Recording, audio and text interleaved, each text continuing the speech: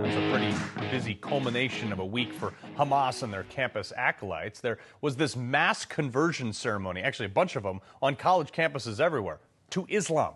Not just prayers, but actual conversion to Islam. And this goes to what I've been warning people about. These weak liberals, they gravitate towards anything that's like the newest thing, without seeing how dangerous or reckless it can be. Because the only thing they compete in, the only thing liberals can compete with on anything, is compliance. And they've found a friend in Islam. This is America, folks. It's the Constitution. The First Amendment says you can practice any religion you want. But let's look at everywhere where Islam is the religion of the land before we rush to mass convert here in America. Go to Iran. Go to Syria, Yemen, Pakistan, Iraq, whatever.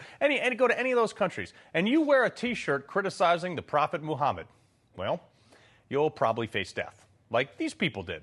Under Sharia law, it's absolutely punishable by death if you denounce their prophet in any way.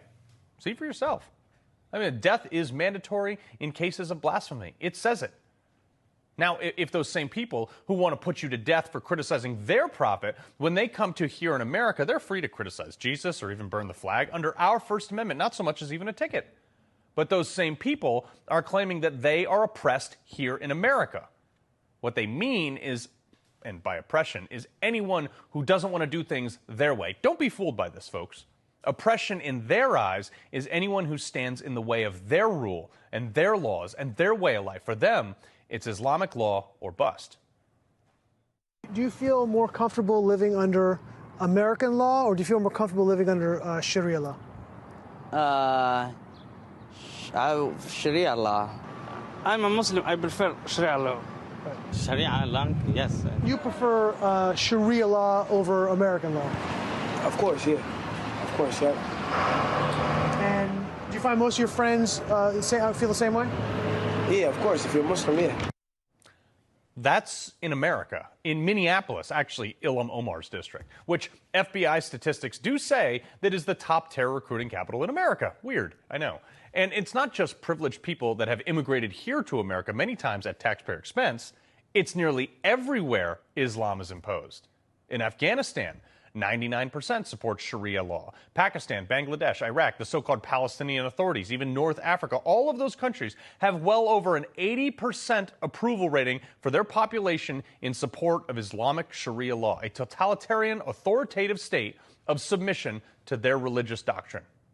Everywhere Islam is not the majority, these people claim oppression and minority rights. But everywhere there is Islamic law, there are no minority rights.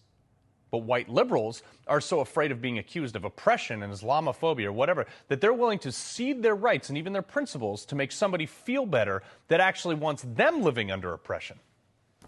I'm going to prove it to you right now. Watch. We are obliged as Muslims to take the authority away from the people who have it and implement the Sharia. Now, I hope that can come in a very peaceful way. I hope that we can do that in a way, where there's no bloodshed. What do you think the timetable is for implementing Sharia in Great Britain? Do you feel like you're getting close? I would point towards, Tunisia and Egypt and these countries to show you how quickly things can change. It could be in a year or 5 years. This is the real future of domestic terror, folks, because this is the catalyst for a justification for the disassembling of America and our values and our Constitution, because the Islamic law from places like Palestine and in our Constitution, they can't coexist. These kids on campus have no idea what they're committing to.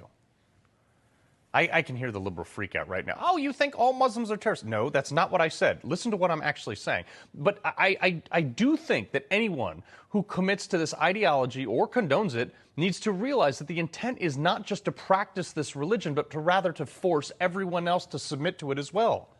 That is what these protests are actually seeking to achieve here on college campuses. Palestine is just the banner that they're being flown under and trafficked under the guise of oppression this time. Again, you're free to practice whatever religion you want, but you're not free to force me to, not here in America. They're using our democracy as a means to end our democracy. And if you still don't believe me, think about it. There are people that are elected representatives in Congress, U.S. Congress now, Ilhan Omar, Rashida Tlaib, do they reflect your values? There's a ton more that support them. And when they say stuff, listen to them. Folks, I have seen the imposition of Islam on a countrywide levels, on a policy level. I have been to those countries. So white liberals in America don't get to shout me down on this. You can write all the articles you want about it. I don't hate someone for practicing a religion, certainly not for practicing whatever they want. But in fact, my interpreter from Iraq, who is a Muslim, is a dear friend of mine, and I consider him family. But you know what he doesn't do? He doesn't force it on me, and he will warn you of the exact same thing I am. You think Palestinians are the victims here? Then you want a ceasefire? Then they shouldn't have paraglided into a music festival and killed civilians. These radicals are using this conflict to infiltrate our youth who have been convinced to embrace anything that claims oppression. You think that these are human rights? You're wrong.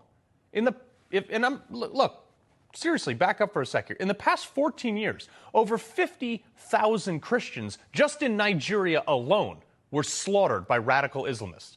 Not to mention what the Taliban is doing in its own country, with its own people, in the name of religion, in Afghanistan, that we fought against for 20 years. We just handed right back over. Thanks, Joe Biden. Folks, 13 Christians are killed every single day in the world, many in the name of Islam. Where are the college campus protests on that? Where are the mass media reports? Where are the congressional funding bills and the global outcry and the UN resolutions for ceasefires? Where's the president who couldn't get through a single answer on the rise of violent anti-Semitism without mentioning Islamophobia with, of course, not a single example? Why? Folks, the world is imperfect. Every race, creed, and religion is or has been oppressed at some point in the world at any given time. But only in America do we welcome in, do we condone, and even facilitate other cultures. And despite that, there are those that use our system and our freedoms and our benevolent culture to attempt to erase it, to impose the exact same system that in many cases they fled from. Looking at you, Ilhan Omar.